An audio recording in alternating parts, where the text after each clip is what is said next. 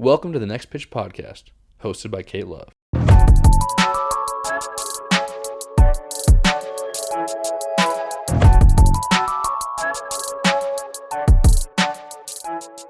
Hey guys, and welcome back to episode 2 of the Next Pitch Podcast. I'm your host, Kate. We have a very special episode today. One of my favorite people in the world is on the podcast, the King of JUCO himself, Eric Sim. This was a really fun episode for me where he just really dove into his childhood, what it was like immigrating to Canada, not knowing any English, and just how that really is kind of formulated the way that he's taken this baseball path. It's a really interesting outlook, and I think you guys will learn a lot. I'm here with our main man, Lucas Still. How's it going? It's going well, Kate. How are you doing? I'm pretty good. Yeah, we got a great episode ahead.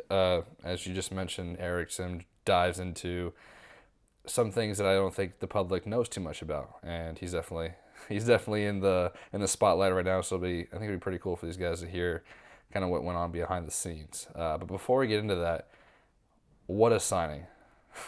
Dude, what a day. First off, full disclosure, we are re-recording this intro. We are. It is Friday night. I am leaving town this weekend, so we wanted to go ahead and knock it out earlier. We usually do these on Sunday night, and I went ahead and chanced it and recorded last night, and I was not right. I did not guess right. I really thought he was going to be a Met. So obviously today, Trevor Bauer signed a 3-year deal with the Los Angeles Dodgers for $102 million. He smashed Garrett Cole's annual average value. And to be fair, the contract is front-loaded. It is a front-loaded contract. So it is $40 million in year 1, $45 million in year 2, and then 17 or 18 million. I can't do math off the top of my head. 17. In year 3. Okay, 17 million in year 3. With an opt-out after each year. Which is good for him. What a contract. He absolutely killed it. I mean, someone that we've both seen train has been putting in the works for over a decade now, going about it unconventionally, doing whatever he has to do, and he's reaping the benefits right now. He's definitely earned I this don't for even himself. think it's just a decade. I mean, literally 2 decades of 2 decades.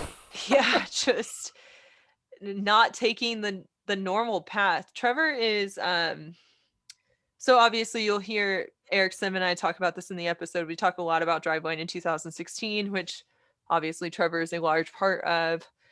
So yes, we did spend a lot of time watching him train. I've spent a lot of time watching him train. I've learned a lot from Trevor.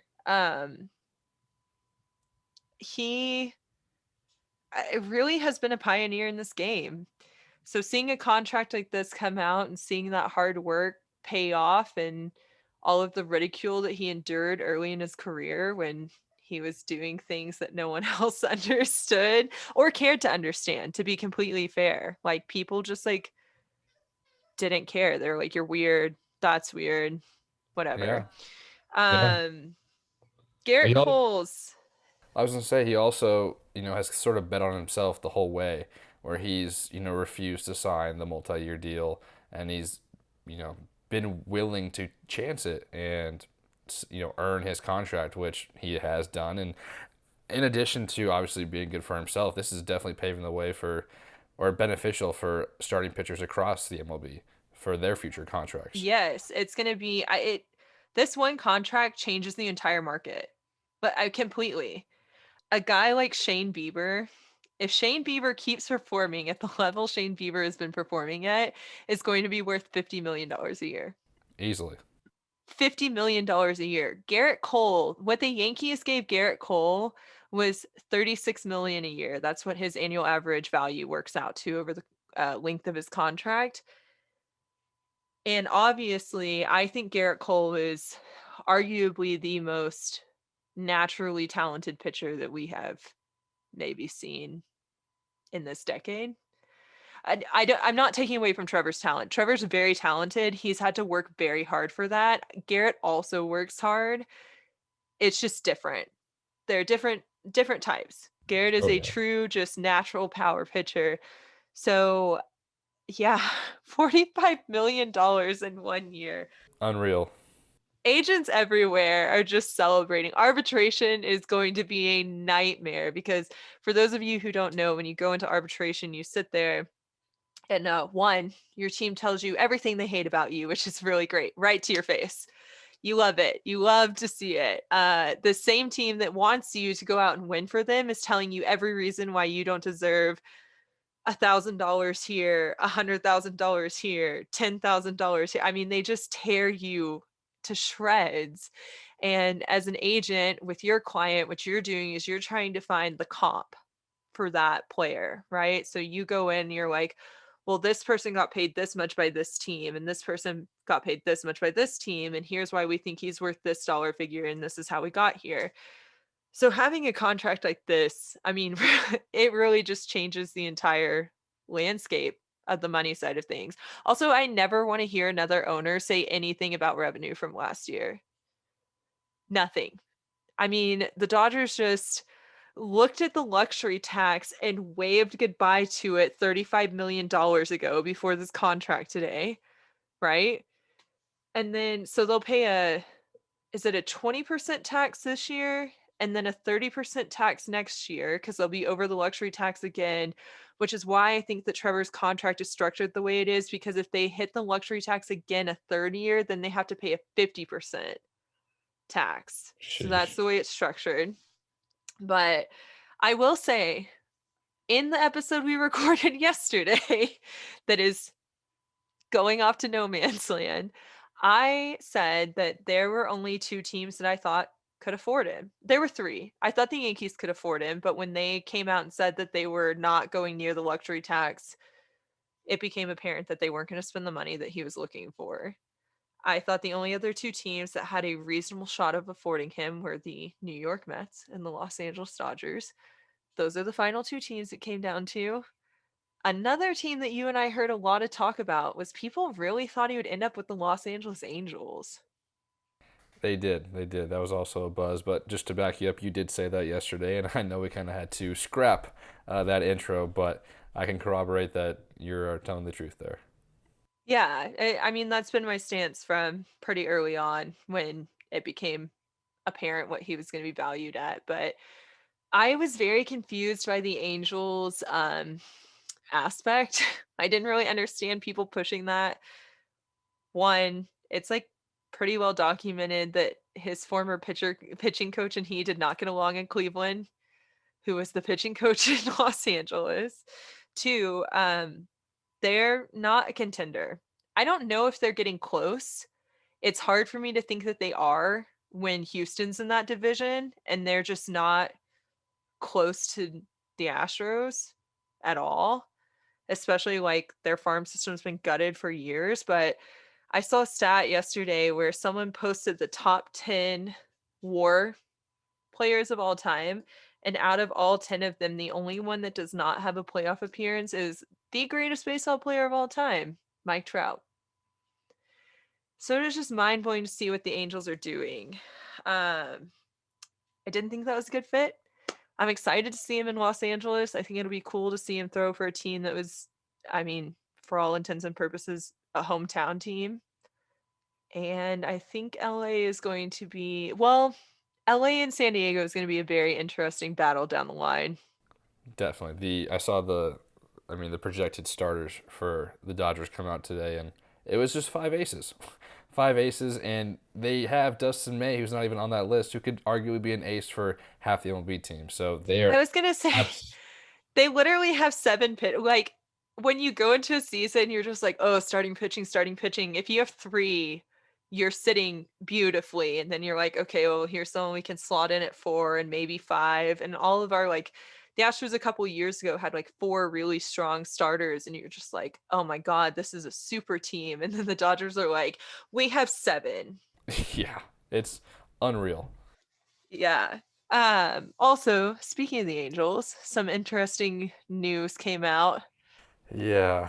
Oh man, that was a little different side of the sport, but Kate, what do you got to say about all this Mickey Callaway news? Uh, I won't touch on Mickey because I don't really have any personal experience with him. I feel for the people that do. I will say that this is a problem in the MLB. I have told you this, that women in sports don't just want the space to be in the sport, but they want it to be a safe space to be in the sport. That's what they're fighting for. Equity among their peers, and then safe space in sports. And so when you see reports like this, you see how much further we still have to go. We're trending that direction. We have more and more people who are getting into baseball who won't tolerate this. And I think the more that people speak up and it becomes very apparent, the less tolerance or the less easy it will be to hide what you're doing, right? Definitely. And I mean, I think you hit the nail on the head with the fact that this, for the longest time, wasn't a welcoming area or a welcoming community for women. And, you know, a woman trying to make her way in sports was kind of looked at as like, oh, you had to prove yourself more than a man would. And I'm sure, you know, you've had a lot of experience working in sports and, you know, walking into drive line being the only girl around 100, 150 guys is probably intimidating. And I know I never experienced it myself, but looking back at a lot of the early days of Driveline, a lot of the early videos, Kyle and a bunch of the other employees that were, you know, working to figure out what the heck baseball training was and how to actually like develop guys away from what was traditional were there till 2, 3 a.m. and you were right in the mix of that, looking at mechanics, breaking down video, doing tests, and it's apparent obviously that you're just one example, but there are a bountiful amount of women out there that have the knowledge and the drive and the passion to be in sports and to impact the game and to provide real value. And they should be protected. And they should be welcomed with open arms and allowed to be safe in the game. I was really fortunate that where I stepped into baseball was at Driveline. Kyle is arguably one of the best allies for women in sports. He does not tolerate anything. I remember one time I had a guy asking me all these questions about his son's arm slot, and the questions he were asking were not that complicated, but it's like you have to kind of like tiptoe around the answer you want to give because you don't want to upset him. And so every question he asked me, immediate answer, just one after the other. And finally, the guy said, "No offense, but how are you qualified to answer these questions?" And Wow. I listed off my qualifications because what do you do, you know? And I will never forget that I dropped it in Slack afterwards and I was kind of laughing about it in a way that it was just like, of course this happened, you know? And I will never forget Kyle's response. Kyle messaged me immediately and was like, "Who was it? I'm going to call them now. That's unacceptable. It's blatantly sexist." And he was like, "And two, if anyone ever asks you that again, you tell them it's because I fucking hired you." And I was like, That's, yeah. Kyle's a great guy. And "For sure." I remember, I think it was my first year at Drive. Yeah, because that was the year that you were there. My first year at Driveline, I remember there was a guy, I won't name names, who was an OG trainee from the area. And this is right when Driveline was on the cusp of kind of blowing up. And I forget if he hadn't, you know, signed up on Acuity for the day or what it was. And he came in, I think you had said something to him, and he kind of gave you some lip. And Kyle came right downstairs from the office and blew him up in front of everyone. And Kyle is a great guy, really nice. When he's yelling at you, that's kind of scary. So, It's like the scariest thing in the world. You never want to be at the point that Kyle's like yeah, broken. he kind of has the head down, kind of looking up at you, just screaming at you, and it was cool to see he had your back though. Oh, yeah, and so I'm really fortunate that that was the first, environment that I stepped into. The first few weeks I was there, I got asked pretty often whose girlfriend I was. After we established that I was not someone's girlfriend and I did indeed work there, I was accepted pretty quickly. I mean, I've always said that people who, like, know their stuff know when you know their stuff. That is not the phrasing I use, but so I just find that like the more to use this man's words against him, qualified a person is, the less pushback that I've received. And Right. that's like true across all aspects of the game. I have had jobs in sports that were not the same, and it was very eye-opening and also difficult. So, yeah, I just think the big goal at the end of the day is that there are a lot of really brilliant women out there who care a lot about this game and want it to grow, and we just have to create safe spaces for them. And when we do that, I think that we will see even more advances in the game, right? We don't just belong on the sidelines. And no shot or no shade to sideline reporters. They're beautiful, they know what they're doing, but I feel like that's where people try and like shove you. Shout out to Sights and Sidelines. Yeah. Been there a time or two. So Yeah. treat everyone like you would expect your mother or sister or best girlfriend or your girlfriend to be treated. It's as simple as that. And if the bar for that is not high, then get out. There's no room for you. Definitely. Speaking of getting out, Kate, did you see what happened with LeBron just the other day? That was wild. It Um, was. that's an interesting situation for me because you and I both know. So everyone obviously got to meet my first guy best friend in the first episode. Everyone will get to meet my other guy best friend in a later episode. But my other guy best friend is an NFL linebacker. And people say really shitty things about athletes to almost anyone. It's amazed me like how far people have gotten. And I've always said, like, well, if you wouldn't say it to them, don't say it to someone who loves them. And this girl Yeah. took it to the next level. She was like, "Oh, I'll say it to him. I'm ready." Yeah, I think obviously that was a in-person event that we just saw, but I think this is happening more and more just with social media now, where these players that might not have been easily accessible, now you can go and tweet at them anything you want to say, and Right. people sometimes get really surprised when these athletes respond as if they aren't people with feelings and aren't people that are actually reading what you're saying to them. Like, it's just crazy to me how people can just expect these athletes to kind of perform tricks for them or play for their team, and they feel like they can just talk crap to them without any repercussions. Yeah, it's this like kind of interesting paradox where it's like, well, they're an entertainer and they're making millions, so they should just be able to handle it. And it's like, if you were talented enough and dedicated enough and had the ability to go play in the NBA for millions of dollars, you would. The reason you're not is because you're not, right? So like Right.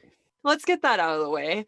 But if That's you're definitely making something like that Eric Sim touches on a lot, who we have obviously in this episode, but just the fact that people will complain about, oh, they should just sign for, X amount of money. I'd play for free. And he's like, no, you wouldn't. You wouldn't be able to play for free because you're not good enough.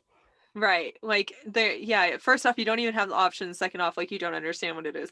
And we also talk about how like baseball's just running people off because of the fact that they're not paying them. Like people can't live off of what they're paying them. But yeah, it's just this like people say that and then they just don't get it. Like players have become actual human cards to people. You Yeah. forget that you think they're property, they belong to your team, and just at the end of the day, they are a person doing a job. Yes, it is a game. Yes, it is fun, but they are doing a job. And I guarantee you, they do not need you screaming at them about their performance because every athlete I know is the hardest person on them about their own performance. Especially when you're like working on stuff, like you'll be like, "Oh, that was so great. Like, yes, keep doing that." And they're like, "Oh no, it could be better." You're like, "No, no. That was actually good. That's what we're aiming for. Let's keep it there." So you've got to like kind of force them to be their own cheerleaders, and then you have these fans who are like yelling at them that aren't capable of what they're doing. And I just always wonder how people would feel if you like walked into their desk job and every time they hit a wrong key on a keyboard was like, "Boo, you suck. What are you doing?" Like, I Right. just it's amazing what people feel comfortable saying behind a keyboard. There are no repercussions. Like people don't feel real life consequences, so they're emboldened by that. And I don't understand. It's crazy when you're not face to face with someone what you're be willing to say. I know you're not a huge basketball fan, so I won't make you talk about basketball too much. Before we move on, I gotta give a quick shout out to the Sacramento Kings getting a couple of wins, and Tyrese Halliburton is absolutely showing out, front runner for Rookie of the Year. I'm excited to watch him play the rest of the year, but we can move on from Yeah. basketball, so you're not in too much For pain. those of you at home who don't know me, basketball is not my sport. I try. I just can't. I'll start I'll paying attention in like June, maybe. I'll I'll keep you guys covered on anything basketball. Well, Kate, I think we just touched on most of the important things that have happened in sports this week. Are you ready to get into the interview with the King of JUCO himself, Eric Sim? Yeah, I am. I hope people like really listen and appreciate Sim's story and understand where he's coming from. I think it adds a lot of context to his personality. And there's a very special theme night mentioned in this episode that I think people are going to really enjoy. There is. I think it's a great interview. So everyone out there, sit back, relax, crack open a bang, and get ready for the King of JUCO.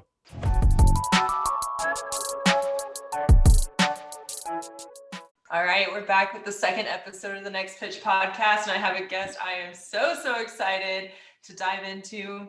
Eric Sim, the King of JUCO. That's right. Thanks for having me on. Appreciate it. Welcome. So you're new. You just moved to Arizona. That's right. Yeah, I've been here for a little over 2 weeks now, and I'm just getting settled in and just living the dream here. Fucking got the fuck out of Canada, which is awesome.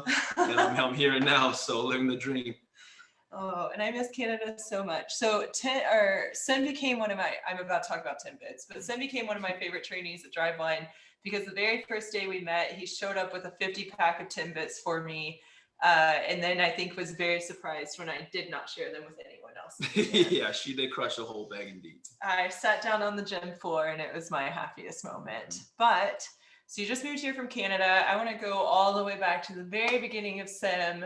You were actually born in South Korea. Correct. Yeah. So I was born in South Korea. I lived there until I was 13 or so. I played baseball there as well. And it was playing baseball over there is something that no one will understand, until you go through it yourself. And over there, like it was fucking brutal. Like I was getting beat up. Like fucking coaches are like gods and stuff like that. So I went through all that. Played ball from when I was 8 till 13. And we moved to Canada. And I had to learn English and all that stuff, which was also a tough adjustment. Right. And I did that. So I went to high school in Canada, and I ended up going to junior college in Kansas and USF in South Florida. And then got drafted, played pro ball for 6 years. And then that's about my fucking career right there. So yeah. So what was the transition like going from playing baseball in South Korea, where you just said it's like absolutely brutal, to playing in Canada? It was incredible and scary at the same time, because in Korea, like for example, if you play baseball, like I was 10 years old and I was not going to school. So what you do is you just basically wake up and play baseball the entire day. And if you don't make it professionally, you're basically done, and your life is over basically. And my mom hated that. She's like, if he doesn't make it in baseball, he's gonna be a fucking dumbass. And it's just like, how the fuck is he gonna survive? And she's like, this is not how I want to raise my kid. But my dad at the time, he's like, hey, like, that's what everyone's doing. Right. Like, so what do you do? There's not a whole lot you can do. And I'm already like 2 or 3 years deep in baseball. So it's kind of tough for me to go back to school, because I didn't go to school for 2-3 years. I'm already way behind. And it was tough. And when I moved to Canada, like, you go to school the entire day and you take the afternoon off and you go to practice for an hour. Your coach is there to support you and give you high fives. Like, what the fuck is going on? Like, I was literally getting beat up in fucking Korea. Like, I literally will be running laps as a practice. Like, we'll start the practice running laps for like 30 laps. Which is like an hour of running, just like running poles basically, but like for an hour. Right. And our coach will, because I was just a fat kid, so our coach will literally chase me down with a fungo. I'm not even joking, shit was fucking crazy. Like it was incredible. And I went from that, all of a sudden, like a week later, I'm going to a practice. I don't speak any English, so I'm just like body language. And my coach gives me a high five. I'm like, what the fuck just happened? It's just like it was like a cultural shock to me. And it was, again, like I said, it was funny and crazy and great and all at the same time. So do you think it like reignited a love for the game for you, being able to like transition from an absolutely brutal environment to like a very supportive one? Definitely.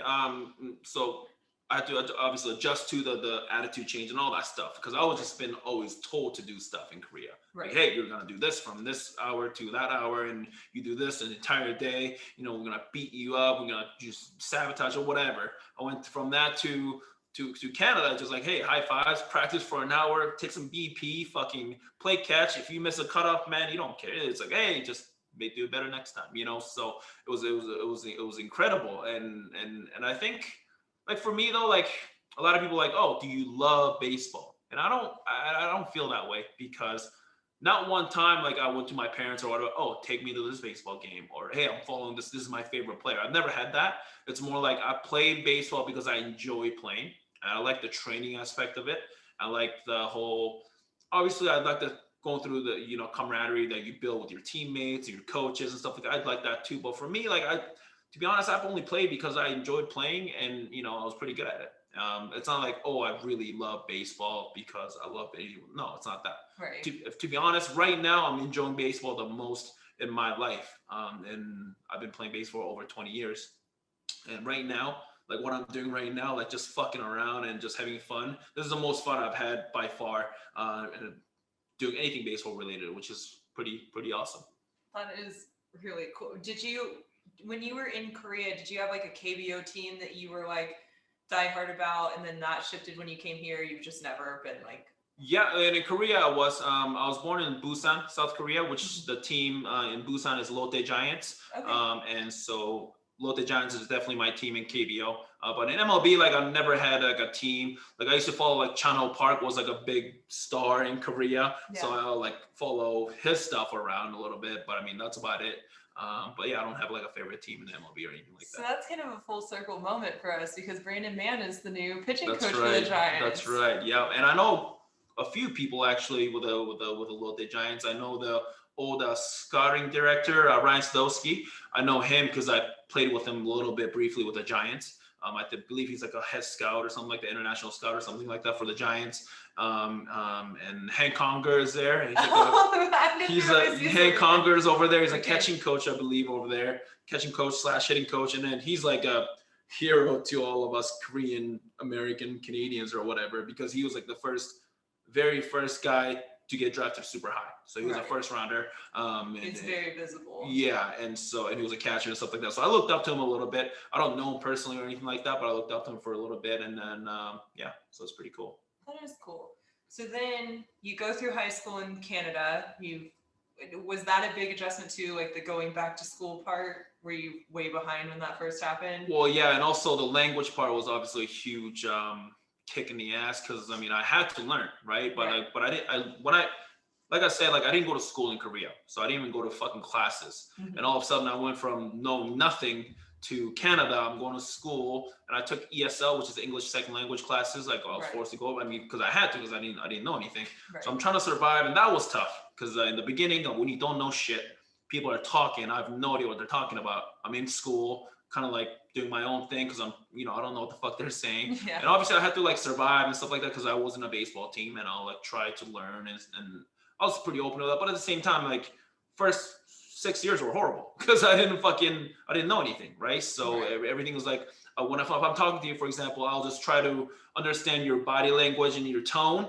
And that's how I would figure out like what the fuck you're talking about. And 90% of the time I was fucking wrong. All right. So I was like, fuck, like this sucks. But I mean, that also like shaped me to be who I am. Like I'm a little bit tougher that way, because I mean, I went through all that shit, in Korea to Canada. Like learning a new language fucking sucks, like especially when you have to survive. So I went through all that, went to JUCO. So I've been through a lot of shit, which made me who I am now, and I'm proud of that. So that language, having that healthy respect for the language barrier, do you think that helped you bond with teammates that you had later down the road that were from like your Latin teammates that didn't speak English? 100%. And I'm pretty open-minded, so my Spanish sucks, but I'll still learn, and most of the fucking words I know is bad anyway. It's like coño diablo, like, it's fucking terrible. But I mean, I'm kind of guy like I'll still be personable, and I can still try to understand you, because I've been through it. So I know a bunch of like Latinos that come here, like they don't know how to speak English, I'm like, Papi, it's okay. Throw a fastball, baby. Throw this bitch as hard as you can. Let's fucking go. And then they'll like, yeah, let's go. So, I mean, if you're playing baseball, it doesn't matter what level you're doing it. Like, you don't need to speak like you don't need any of that shit. We'll speak in baseball. Like play baseball. That's how we speak. That's how we speak our language, right? So Yeah. And then you ended up in Kansas for junior college. Yeah. Talk to me about that. fuck, you want to talk about the fucking JUCO grind, huh? Yeah, shit was it was incredible, and for me, I'm a huge advocate for JUCO, Right. because going to JUCO like really, it didn't even like change my life. It really was like a stepping stone. But not even like I jumped. My career went from out of high school in Canada. I went to a small high school in Canada, and back in the day too, like if you're in Canada, you're not really gonna get looked at all that much by college. How the fuck are they gonna know? Nowadays, like you can still post videos on Flat Ground or whatever, and you can get recruited. But like I had none of that shit because we didn't have any of that. So I had one JUCO offer, which is a JUCO I ended up going to, Kobe Community College, and that's the only offer I had out of high school.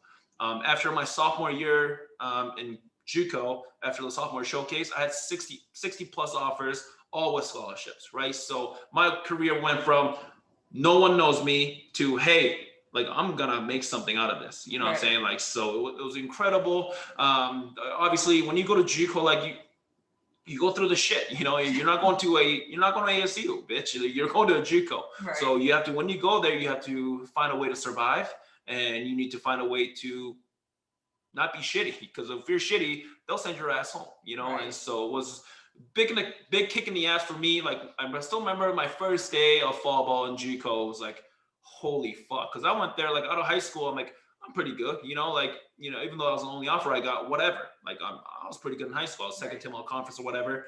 I go there, first fall practice, like all the dudes are bigger, stronger than me, because I never lifted weights in high school. And back in the day, like lifting weights was like a bad thing. And I go over there, everyone's fucking like lifting weights, like they're big as shit, stronger than me.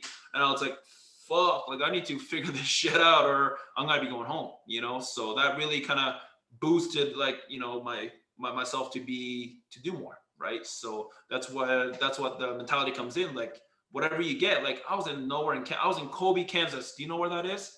Of course, no. No one fucking knows where that is. All right. It's like that's a beauty part of it.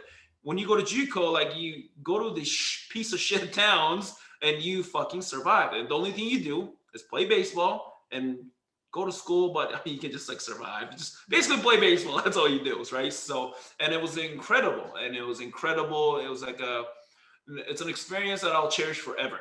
And which is why I still speak very highly of going to JUCO, because I know a lot of people, a lot of jabronis out there talking shit about JUCOs and stuff like that. Oh, fuck you. You haven't been there. I've been there. I've done D1 after. I've done Pro Bowl after. The JUCO experience that I experienced is nothing I want to switch with anything. That's something I want to have it forever. So I think that's an important thing too, because obviously we all see it where guys are so obsessed with having that D1 title that they'll take a school that's not the right fit. They'll take an opportunity where they're not going to get the playing time, where, I mean, obviously at the time that was your only opportunity, but go where you're going to play, go where you're going to get better. Exactly. And again, that's a big stigma. And that comes mostly, to be honest, from parents. Like, to be honest, like it's like most of the kids they don't know, right? So if you're like, hey, go to this fucking JUCO and get better and survive, and you'll learn to toughen up and you'll get better and you'll get playing time. Like, but if the parents like, hey, my son's a D1 kid. No, the fuck he isn't. He's fucking throwing 80, bitch. Like, no, he's not going to D1. Get the fuck out of here with that. Like, come. I've done D1, man. Don't put bullshit into kids' heads, right? Because they don't know anything better. So if we keep feeding them bullshit, they're gonna believe the bullshit, right? So be real, right? I mean, I'm just being honest. If you're throwing 80, like, to be honest, you can't even go to my JUCO. Like that doesn't play, And JUCO competition, for whatever reason, people think it's like way lower. No, it's not. Like I played against some incredible JUCOs. I played against a junior college called Howard College. Mm-hmm. That team won 58 games and lost 1 game in 1 season. That team had over 10 dudes drafted. I went to USF, which is a D1, like a decent D1. Right. We had 6 guys drafted my year when I got drafted. So that JUCO I played against, best team by far I've ever played against. That team had more guys drafted as a JUCO. Only freshmen, sophomores. They had more guys drafted in that little JUCO than they had at USF, which is a pretty decent D1 in Tampa, Florida. Right. So what does that tell you? So obviously scouts don't think we're better. You know what I'm saying? Like, so what the fuck do you think that just because you're on a D1, you're better, right? So the whole stigma needs to change, and which is why I'll continue speaking up for them. Right.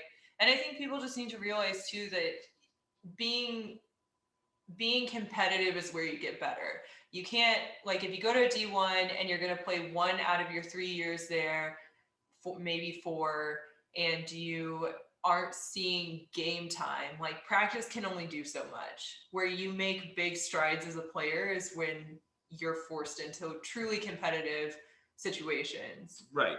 That's something that we like really focused on at Driveline. Everything turned into a competition. No, 100%, and that's huge, right? Right. And so there's gonna be a difference between a freshman or sophomore at a D1 that had 0 at bats at his freshman year, compared to a sophomore at a JUCO that had 250 at bats last year, Right. and he's gonna have another 250 this year. That sophomore at a D1 is gonna have 15, 20 at bats, right? So competition is huge, and that's how. Why do you play baseball? That's something that you need to ask, right? So if you're playing baseball, why do you play? Are you playing to go somewhere that, you know, people are gonna look up to or whatever, or are you playing baseball to play baseball? For me, I want to play baseball to play baseball. I don't want to go somewhere that I'm not gonna be a value of, or I'm not gonna get any chance, right? Like, and to me, like, I play baseball to fucking play baseball. I don't play baseball for any title or any of that bullshit. I play ball to play baseball. And that's why I still train to this day, because like, I'm 32, man. I'm not gonna play for anybody. I don't care. Like, I'm still gonna fucking go throw, hit, because I play baseball to play baseball. I don't play baseball to fucking get, you know, recognition or some other fucking bullshit title or whatever. Like, I'm just gonna be me, and I love playing baseball. I love the training aspect of it. I love the competing aspect of it. You don't need to compete with other people either. You can compete with yourself. I mean, you know, my fucking journey of obviously, of course, we're gonna get into that later, but I was training by myself for fucking over 2 years. Yeah. In the shitty fucking cage, literally by myself, right? So, and I was having a great fucking time. I'm competing with myself with the radar gun every single day. And it was incredible. Like, I had an incredible experience, and that's something like people don't get, right? So why do you play? Like, ask yourself that. Yeah, you were always really interesting to me, because like, obviously during quarantine we've seen a lot of very unique training situations. We've seen Dan Straley doing plyo balls against a mattress in Korea. But I remember when you were moving one time, you sent us a video doing plyo balls against a welcome to a state sign. Yeah, on the highway, the highway sign. Yeah, it was incredible. And it's just like, you love it. Like, when you're willing to do, and that's the other thing is, like, for me, it's really fun to get to know you, and then like see this online presence that you have, because like, that is your personality. Right. Is it your personality turned up to 10? Yes. A little bit of a secret. Eric Sim is also the nicest human you'll ever meet. He's going to hold you to a standard, but he's the nicest human you'll ever meet. So it's really fun to see you do that. But it's also because I know you say that like, you don't love the game of baseball, but it is very obvious that you love playing baseball. Right. Yeah. And again, like, for me, man, like, I don't know, like, I just I want to enjoy doing what I'm doing, you know, and for me, it gives me joy to go throw, you know, like, whether I fucking suck or I do well, you know, and most of the training, to be honest, 99% is going to be shit. I mean, Lucas can fucking hold up to that too, I'm sure. Like, if 99% of the time you throw, you're going to fucking take L's all fucking day. And with that 1%, you're going to do well, you're going to feel good, you know, but not even that 1%. So a lot of people, you know, like, and I see a lot of people on social media, they'll post that 1%. Right. They won't post that 99% of taking L's. Right. I'm willing to do that. Like, I don't give a fuck. Like, if I go there and throw, like, for me right now, at the level I want to be, like, hold myself to, throw 90s not where I want to be. I want to be way better than that. Right. But last time I threw live babies, I threw 88, 90.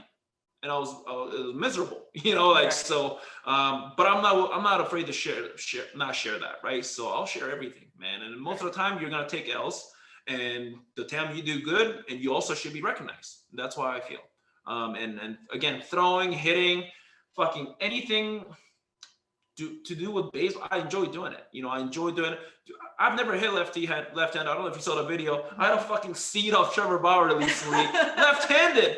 I've never hit left-handed in my fucking life. I went in there. I'm like, I don't give a fuck. Let's do it. Let's compete. Yeah. And that's what I do. I'll go compete with anybody, right? So and that part is fun, you know, and the whole competing and training for me, that part is fun.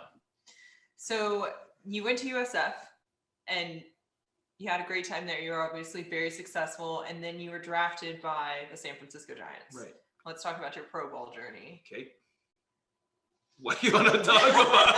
It's pretty fucking shitty. It's fucking 6 years of shit. So I don't know what else you want to talk about, but Go it was an Volcanoes. adjustment for sure. What's up? Salem Volcanoes, baby. Yes, let's go, Salem. Man, I was there when I was fucking 25, bro, and I was fucking miserable. In short season, Dude. and fucking 25, I almost killed myself. I was at Willamette for a year and a half, right there in Salem. It was not a lot to do there. No, it was, the town was, no offense, the town was fucking brutal. So like apparently like everyone does like crystal meth or something. So we had a strike out crystal meth night. I was like, what are we doing, bro? Like what? Not like what am I at? Like fuck out of here with that shit. So That might actually be my favorite minor league promotion. it was incredible. We had a jersey fucking, it says strike out meth because our town is so like high on meth. I'm like, get me the fuck out of here, man. I don't want to do this shit. Well, so when you were drafted by the Giants, you went in as a catcher. Yeah. And then obviously things did not go according to plan.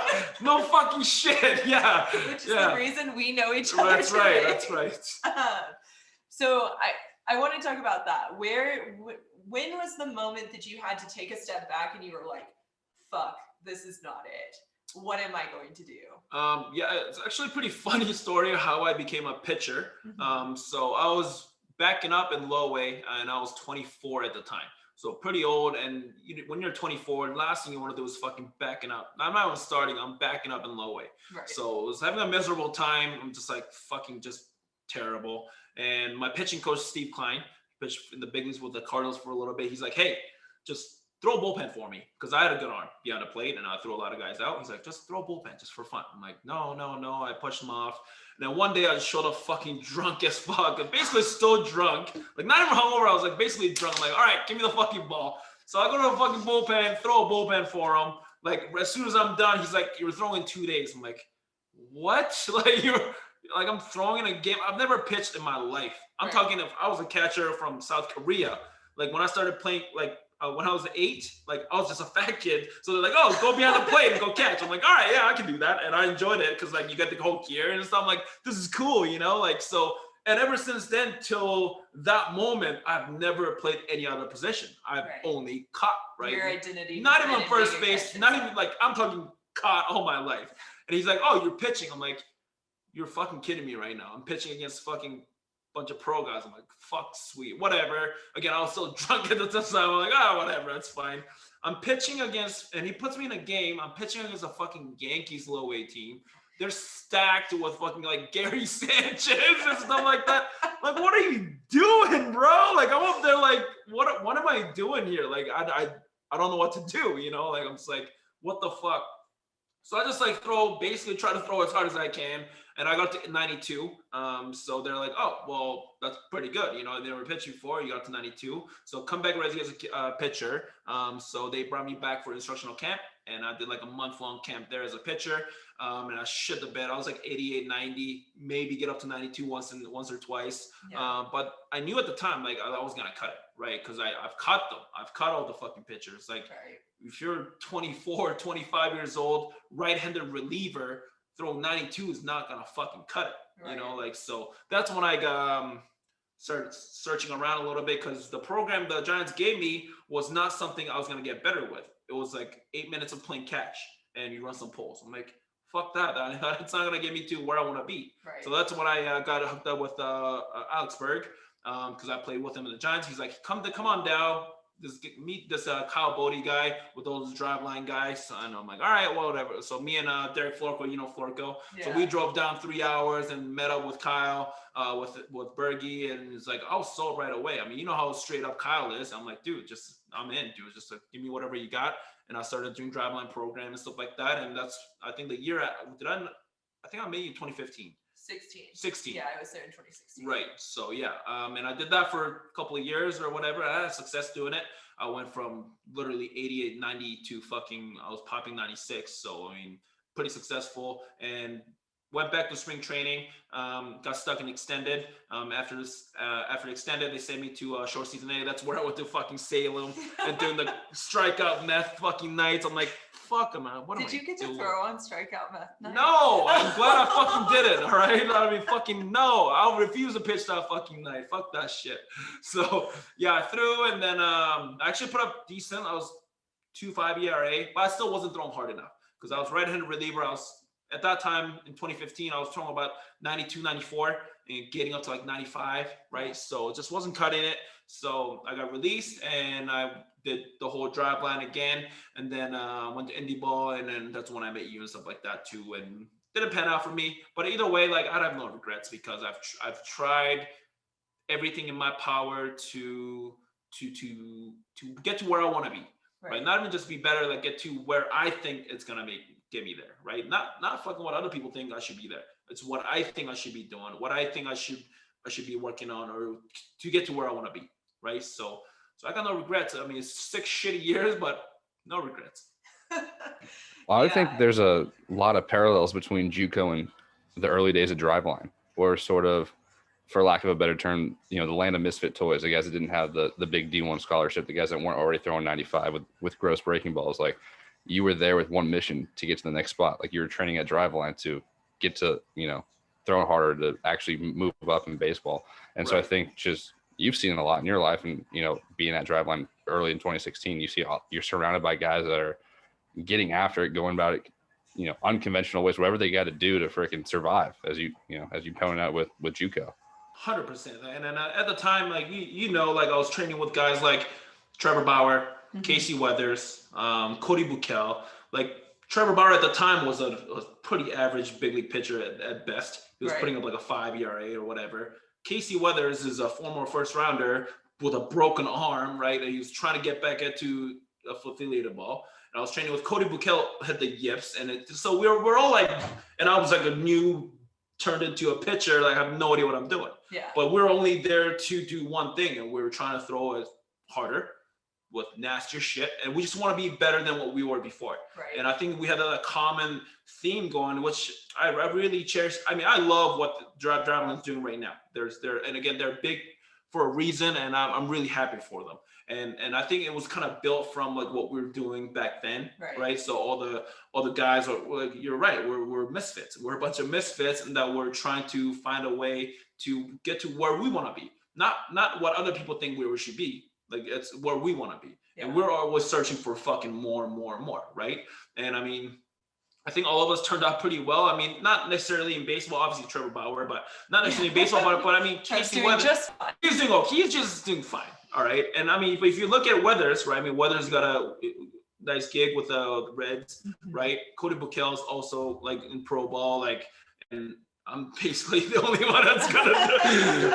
Fuck whatever. Fuck pro ball. All right, whatever. But no, anyway. But I think that's like an important sentiment, because that 2016, like the beginning of 2016, before spring training with the pros there, like, to me, if you could have bottled that culture and sold it to every big league team, it would have been worth billion. Like, you could not overestimate how good that culture was. Velo days, because you and Porco came down on Velo days, and that's in no small part thanks to you. Like, I know I said this earlier, but I want to keep driving it home, that the person that you put out into the internet, like, that is you. That is 100% authentic Eric Sim. You are not getting some persona. You're not getting like that's I watch. Yeah, and so it was a lot of fun. I always really look forward to Tuesdays were my Monday. I worked I had Sunday and Monday off when I was there, and I feel like I'm the only person in the world that like woke up every Monday,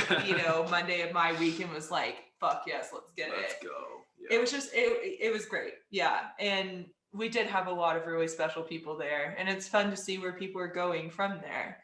I do want to talk about kind of your mission, what you're doing right now, because you're shining a lot of light on issues that I think get swept under the rug in baseball. Right.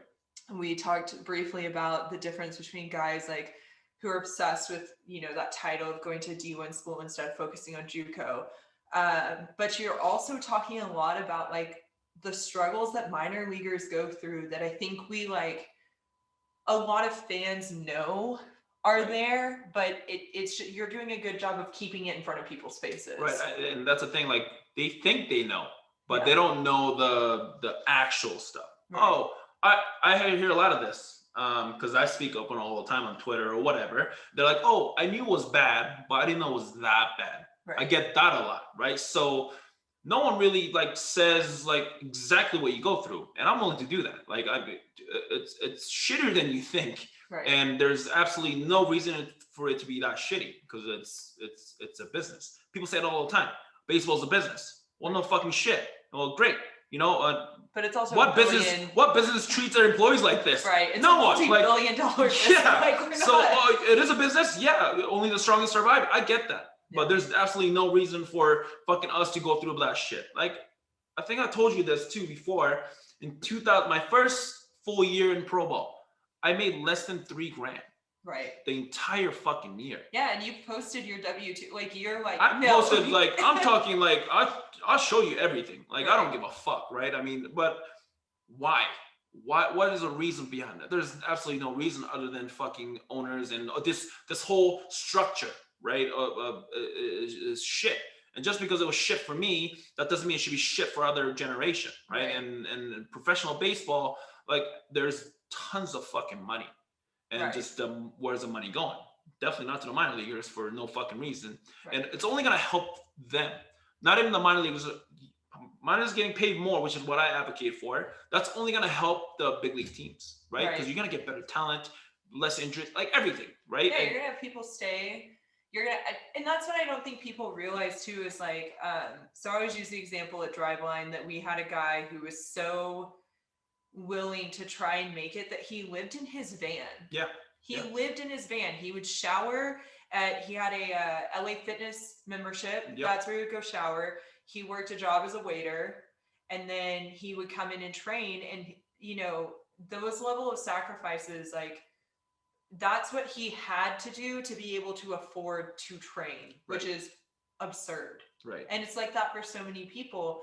I feel this way. I feel very strongly about this.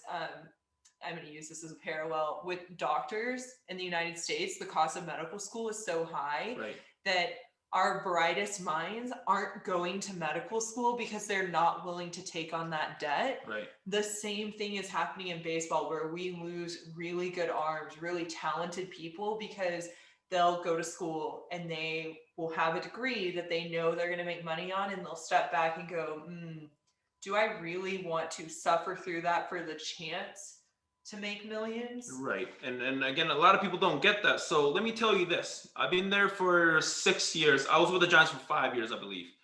And every single year, I've seen people quit as like they're professional baseball players, and they quit being a baseball player. Like that should tell you something, right? Right. Like everyone thinks, oh, this seems like a glory thing. Oh, I'll sign tomorrow if I get a chance. Well, first of all, you can't because you fucking suck. And second, like, no, you don't know what we go through. Yeah. You have no fucking clue. There's a reason why my friend quit. Right. And he had a really good reason to quit. And he's doing really well right now because he quit. Right. And so what does that tell you? It's so shitty for no fucking reason. There's absolutely no reason for it to be that shitty because it's literally billion-dollar business. Last year they made $10.7 billion as a revenue. MLB did, right? They can pay the minor leaguers. I'm telling you right the fuck now, right? And so there's absolutely no reason for it to be like this other than the fact that fucking owners are cheap as fuck and the whole structure fucking sucks. And there's no one to speak for the minor leaguers. Right. There's no minor league union. Yeah, there's none of that shit. So there's no one. MLBPA does nothing other than for MLB players, right? So they don't give a fuck. So no one does that. And I've met a lot of players too, like when they're minor leaguers. I have a lot of friends like that too, even. They're like, oh, when I make to the big leagues, I'll take care of these guys. No, the fuck you won't. No one does. They might come down and buy some dinner and stuff like that, but who's actually gonna change the structure, right? Who's actually gonna change like how it is right now? And the minor leagues right now is shittier than before, to be honest. You've seen all the changes that they made. For sure. It's even shittier now. People think it's better, but it's not, because they literally got rid of so many jobs for these guys, and by giving them a very slight increase in pay. Yeah. So it's just a bullshit situation for them, and there's no reason for them to do that, which is why I help out minor leaguers as much as I can, and every year I do like a fundraiser, and I've been helping them out. But again, that's only very small part what I'm doing. What I want to do is like change the fucking structure. There's no reason why these guys should be like, minor leaguers are making like $5,000 a year. What the fuck are you gonna do $5,000? You can't live on that. No, when I got so after done playing baseball, I got a job as a bar manager. Right. I made that shit in like a little over a month. Right. Like, what the fuck? I was pissed. And I was happy, but I was pissed. Because when I got done playing baseball, I was 27, I had $500 in my bank account. $500. That's all I had. Right. That's when I looked at it, I was like, I'm done. There's no way I'm gonna continue doing this. I'm over it. Like, I'm done. I'm fucking salty. Like, fuck this shit. And I got a real job, and I make good money. And I was like, dude, like, why? And my bar is way smaller than fucking MLB. Like, it's not even coming close. You know what I'm saying? Like, so there's just absolutely no reason other than the fact that these guys are just fucking them just because they've been fucking them for so long. They think it's gonna be okay, but it's not. It's never okay. It's been the norm, so people have just accepted it. I think that's the thing that people say all the time. They're like, oh, if I had the opportunity, I would do it tomorrow. I'd do. And I'm like, being inside the game and seeing people like what you went through, seeing guys like Casey Weathers, you mentioned it, like his arm, like how Casey was able to throw some days, I don't know. And Matt and I talked about it in the last episode that Casey, I would say, is arguably like probably the most influential person on my entire career, because he just set the standard. Like, this is the floor, and Casey's floor is way higher than anyone else's. He's a fucking, to be honest, like, I have a couple legends at Driveline. Number one is Casey Weathers. Number two is Flama. So, and Flama is not there for the right reasons. But anyways, I mean, fucking, but Flama has not been mentioned on this podcast. He's a fucking legend, so I'm glad I fucking mentioned him. Yeah, I was able to actually work for Casey for about a year when he opened OA, and just that's right. Yeah. In the short amount of time, there's just, I mean, I could go on and on about the things he's taught me, but just an absolute dude. Dude, and it's just not even, it's just how he goes about everything. I learned a lot from him too, because I was training with him. I'm just like, dude, like, everything that you do, like, you're doing to better yourself and others. Right. And I was like, dude, that's fucking tight. Like, I want to do that, and he's actually a huge influence in my career too, because I didn't know what to do really. And, it's like, oh, it's new and stuff like that. And Casey was like, I was training with them, and it was unbelievable. I had a great time. We were competing, right, and we had a good time. I still remember that when he threw that 107.8. So that was before me. I was there for that, and that's in the very beginning stages of how Driveline blew up. That is like the very beginning. Oh fuck, we're like ESPN, like all this shit, like what's going on. I would say like the most influential, like, the big steps where Driveline really started to gain a lot of traction was Casey throwing 107.8 on a pull down, the Yankees signing Spencer Mahoney off of a pull down. Right. That was big news. Right. And then I trained with them too, Spencer. Yeah. And then Trey McNutt. Trey McNutt's bullpen, when we were able to post that and just like Trey's entire story, that was like the moment where I think a lot of people took a step back, and because we're talking about somebody who at one point was the number one prospect for the Chicago Cubs, and then Torres Labrum came to us and did not look good at all. He was fucking trash in the beginning. And then it just totally changed for him while he was there, and like being a part of those stories is really special. But that's the point, is that there so many people say they would be willing to do this, and there are not people willing to sacrifice the things that you had to sacrifice to play, the things that Trey McNutt gave up to have the opportunity to play again, to go through what Casey went through. And I did want to drop my first weatherism on this podcast. Okay. Something that you have heard Casey say, I'm sure 100 times, is how you do anything is how you do everything. And he is the personification of that quote. Yeah. So Legend. I also, just before we move on from Casey, got to say that a little over a year ago, he, on probably second throw of the day, hit 92 in flip-flops on flat ground from a just set position. Unreal. Fucking legend. Fucking was like, the most. and everything that guy does to me, like, it's just like, it's incredible, you know, and just like me seeing him go through all that, you know, because I was training right by next to him, right? It was just incredible work and determination, everything. It was incredible. And I'm very fortunate to have gone through, like, I have been training us alongside of Trevor Bauer and Casey Weathers, like Cody Bukel, like all these guys, like Trey McNally. Like, I was training with all them guys, right? Yeah. And it was incredible to see, like, again, you're right, we're all misfits. But we came in just to fuck everyone else. Let's get better. Right. And that's all we did, right? And with Kyle's leadership, literally all anyone did. I mean, there were days that I think I was walking out of the gym at 3 a.m. and just like, and I'm not the only one leaving. Yeah. Like, Trevor is like pulling out of the parking lot. No, you know, 100%. It got to a point where it was like, okay, we've got to start shoving people out of the gym. Yeah. And I think that's why they're at their position, driveline house. They're so big. And I know a lot of the current guys are doing that now too. That's what, you know, like, and so we have that culture of, hey, we want to find out what the fuck's going on. Let's do it. I don't care how long it takes. How many times have I seen Bodie stay there until fucking 5, 6 in the morning, just trying to figure shit out, you know? And it's incredible. And that's why they're successful. Yeah. And you got to look at him and be like, hey, I know you're wired in, but it's 5 a.m. Yeah. Get it the might fuck be time out. to go home. Please go home, please. Fuck shit. I remember one time I was at the gym, like, really late. I was painting the mound. Yeah.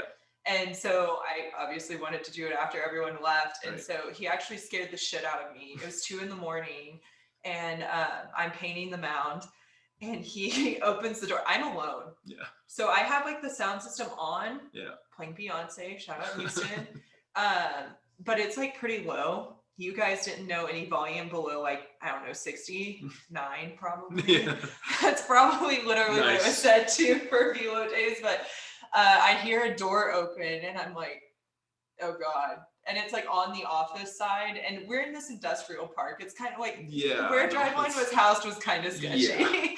And Still so I'm like, great, I'm gonna die. This is how I go.